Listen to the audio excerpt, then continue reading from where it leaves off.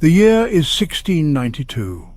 The place, Salem Village, Massachusetts.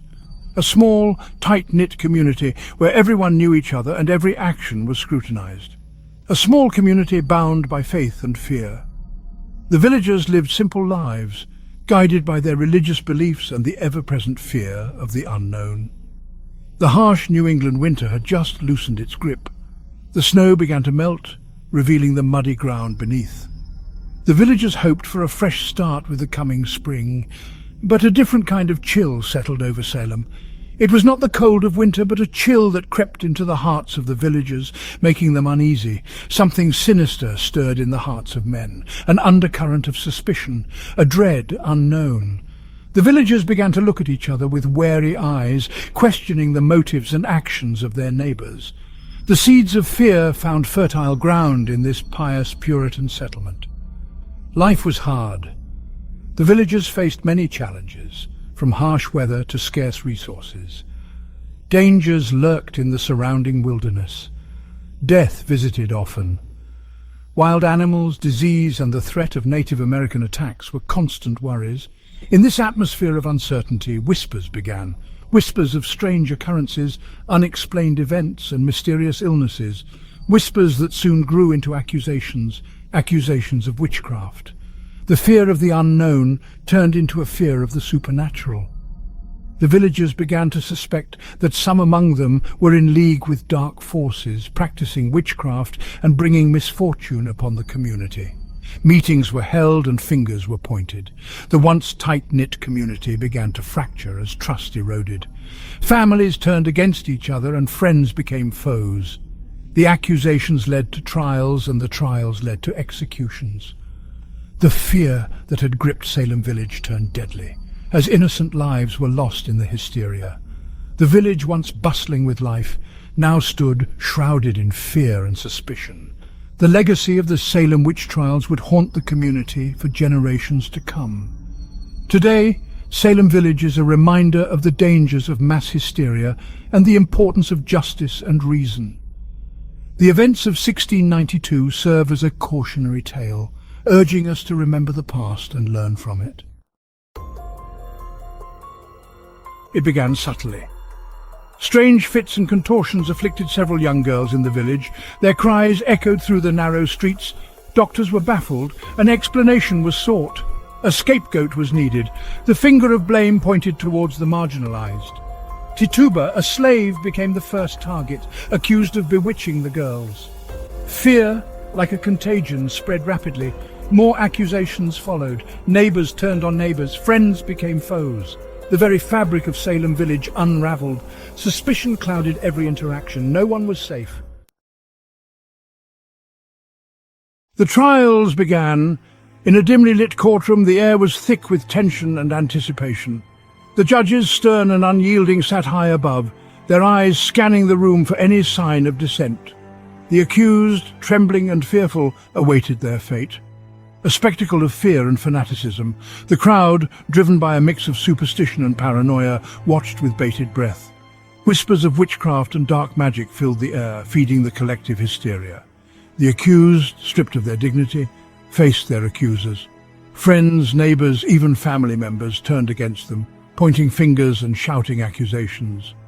The weight of the community's fear bore down on them, making it nearly impossible to defend themselves. The afflicted girls, caught in a web of their own making, writhed and screamed, claiming torment from the accused. Their performances, whether genuine or feigned, were convincing enough to sway the opinions of the judges and the crowd. Each scream, each convulsion added to the mounting evidence against the accused. Spectral evidence, invisible to all but the accusers, was accepted as proof. The judges, desperate to root out the supposed evil, clung to this intangible evidence. It was a time when the unseen was given more weight than the seen, and the intangible became the cornerstone of the trials. One by one, they were condemned. The sentences were swift and merciless. The condemned, often bewildered and pleading for their lives, were led away to face their grim fate.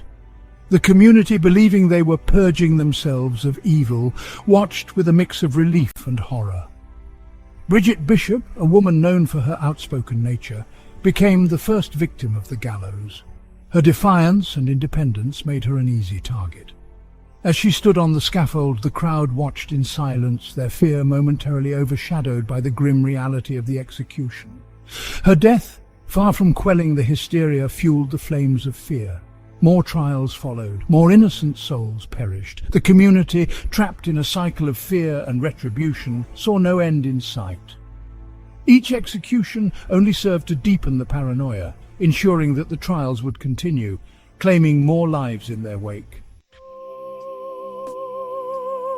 The Salem Witch Trials were not merely a product of superstition, they were a crucible in which power and religion intertwined.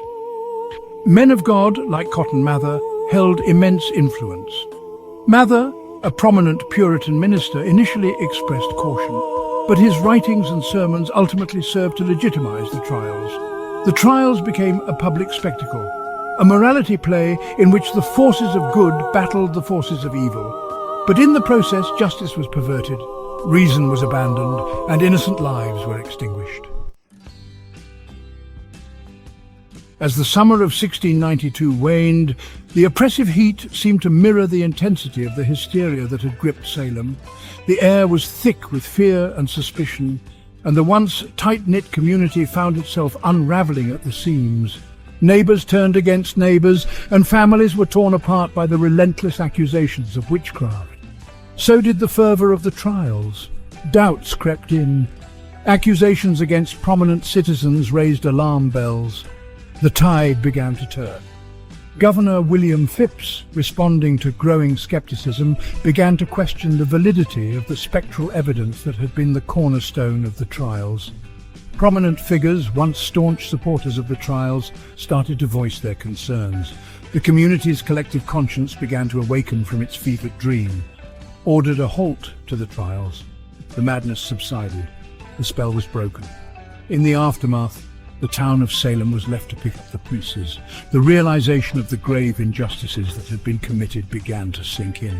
The court of Oyer and Terminer was dissolved, and the remaining accused were released from prison.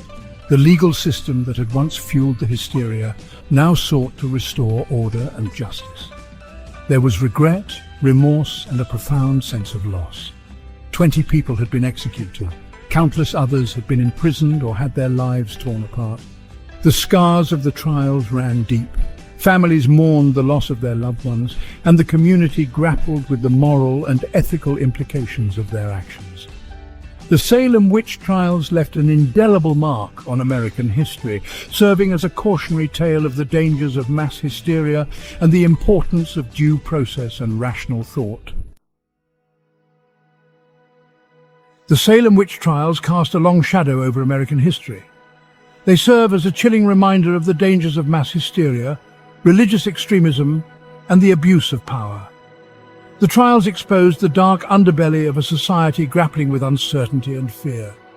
Salem became synonymous with witch hunts. The trials became a cautionary tale, a stark reminder of the fragility of justice and the destructive power of unfounded fear. The Salem Witch Trials are not merely a relic of the past. They hold a disturbing relevance even today. We see echoes of Salem in the witch hunts of the McCarthy era, in the persecution of marginalized groups, and in the spread of misinformation and fear-mongering. The human tendency to scapegoat, to find someone to blame in times of crisis, remains a potent force. The Salem Witch Trials stand as a stark reminder of the dangers of succumbing to these base instincts. Fear is a powerful motivator. It can cloud judgment, distort perception, and drive people to commit terrible acts. In Salem, fear created a climate of suspicion and distrust. It silenced dissenting voices and emboldened the accusers. The legacy of Salem reminds us that fear, unchecked, can be a weapon. It can be used to manipulate, to control, and to justify terrible injustice. It is a lesson we must never forget. The Salem Witch Trials also underscore the importance of a just and equitable legal system. In Salem, basic principles of due process were abandoned. Spectral evidence based on subjective experiences was accepted as proof. The accused were denied legal representation. The trials serve as a stark reminder that justice is not a given. It must be constantly guarded, protected and fought for. The rights of the accused must be safeguarded, even in the face of public pressure and fear. The Salem Witch Trials, though a dark chapter in human history, offer valuable lessons for our own time. They remind us of the dangers of mass hysteria, the importance of critical thinking, and the need to stand up against injustice. As we reflect on this dark chapter, let us strive to create a world where reason prevails over fear, where justice triumphs over persecution, and where the lessons of Salem are never forgotten.